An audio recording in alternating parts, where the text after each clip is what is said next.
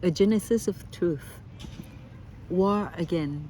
In every conflict zone, good steals in and etches its way right into the cracks of evil. Treason complements heroism. Love flirts without restraint. The enemies advance towards one another, all with the same goal, to triumph. In this shared exercise, what is human shows itself to be at once strong, mad, cowardly, loyal, great, crude, innocent, ignorant, devout, cruel, courageous. That is the reason for war again. I'm going to tell you the truth. Some true stories at least, but only partially, incompletely, more or less.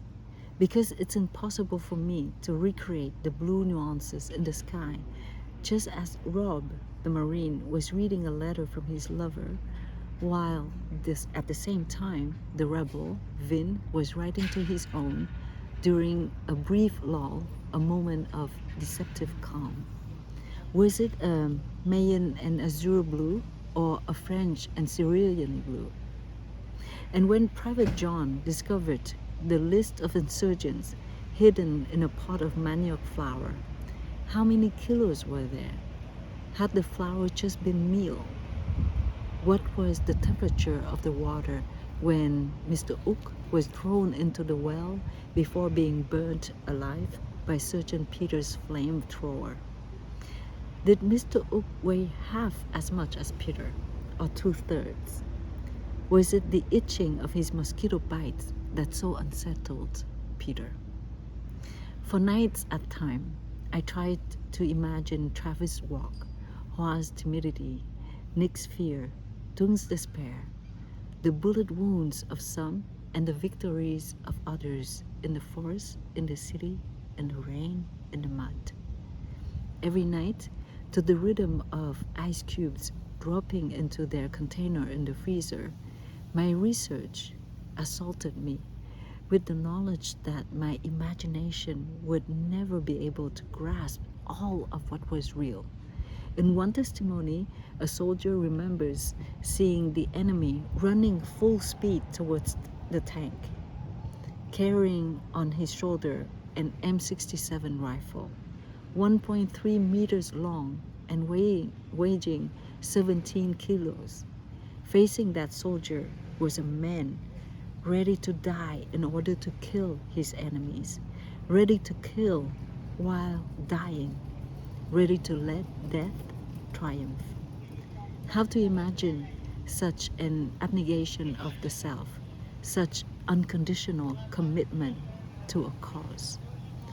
How to contemplate that a woman might carry her 2 small children into the jungle over hundreds of kilometers, tying the first to a branch in order to protect him from wild animals, while she moves off with the second, ties him up in turn, and goes back to the first child to repeat the journey with him. Yet this woman described her trek to me in her 92-year-old combatant's voice.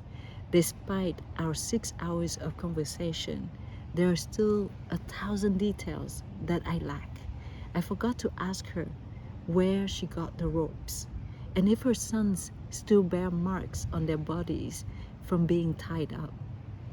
Who knows if these memories have not been erased to leave behind only one, the taste of the wild tubers she chewed into mush to feed her children. Who knows?